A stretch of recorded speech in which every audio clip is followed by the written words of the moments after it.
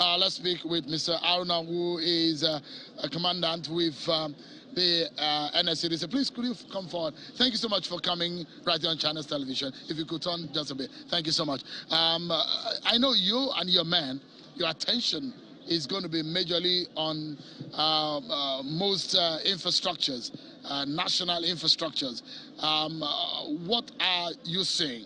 What are your expectations? How many of your men do you have on ground? Let's start with that. Well, for this particular election in Ekiti, we have 9,747 men on ground. These are deployed across the state to secure critical infrastructures of government, and some of them are also in polling units to assist, to complement the efforts of the lead agencies, that is the Nigerian police, to ensure that we have a hitch-free election. But we have to have it at the back of your mind that we're also critical stakeholders as far as election duty is concerned. All right, so you look at what is happening generally. What are the major critical infrastructures that you're looking at in Ekiti State? In Ekiti, we are looking at INEC offices. We are looking at institutions, higher institutions of learning in the state. Then some other federal offices like federal secretariats, state secretariats, and even human, special, can I say, some of the buildings of even human beings that are prone to violence in cases of election like this. What are your threat analysis telling you? For now, the threat analysis tells me that there are some few flashpoints. Have you identified these areas? We have identified those areas. Which are these areas? Well, it's not what I will tell you on air. we understand a few of them. Boeing, Idosi, and a few others. They are adequately being policed, properly manned to ensure that nothing of negative comes out of those areas. And again, we are regarding the whole of Ekiti, all everywhere. We are not regarding, just say a particular area, these are flashpoints. No, we are regarding the mode of deployment this time around. We assume that everybody everywhere is a flashpoint, so we can adequately take care of anything that comes in synergy with all other security agencies.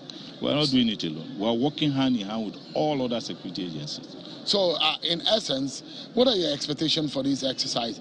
Based on the threat analysis, what you can see, and what do you hope that will come out? You've done your threat analysis. What you're seeing at the moment, does it make you happy? Do you have any concern? Very happy. The election is going on for now. It's going on very smoothly, very, very smoothly. And you can see that the turnout has been very, very impressive. All the areas I've visited before coming to this place. So we are expecting a very, very positive outcome of this election. All right. So interesting. And going forward, you've been in other areas where elections have held before now. What are, in comparative analysis, what do you see that is majorly different? Has there been any lesson that have been taken away from past experience? Yes, from the past experience. I was in Anambra. I can see that the turnout here is far, far better than what we have in Anambra. And again, the voters are very, very orderly and peaceful in Ekiti. So it's a major departure from some of the elections I've witnessed. Again, INEC are on time. The materials came in on time and people have started voting. But in some areas where I've been to, there's a great improvement, a marked departure from the past, that materials always come in late.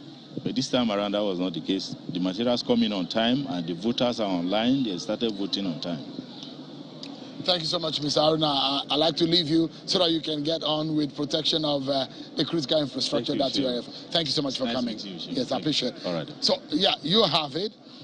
We are hearing and understanding failure of the beavers in some areas, and they're calling for help by the INEC officials in some of the areas where our reporters are on the ground. Just before we allow you to go into, of course, a sunrise, our breakfast Saturday morning show.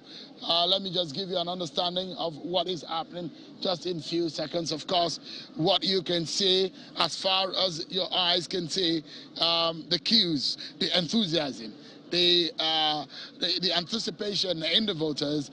You can see on how much they've been able to display that in coming out early enough, and this exercise started earlier at the St. Michael's School here in Ajilosu, Ekiti, the Ekiti state capital, where Channel Television is on the ground, and we're covering for you every senatorial district that makes up Ekiti state, and we're live for you to give you all you need to know as far as this election is concerned. Everyone brace up, because at 5 p.m. Channel Television will bring to you what you have not seen before in Nigeria's election. Thank you so much, everyone, for watching. Stay with us right here on the station as we tune out to sunrise at the top of the hour. I'm sure Akimbaloe. I'll see you in a moment.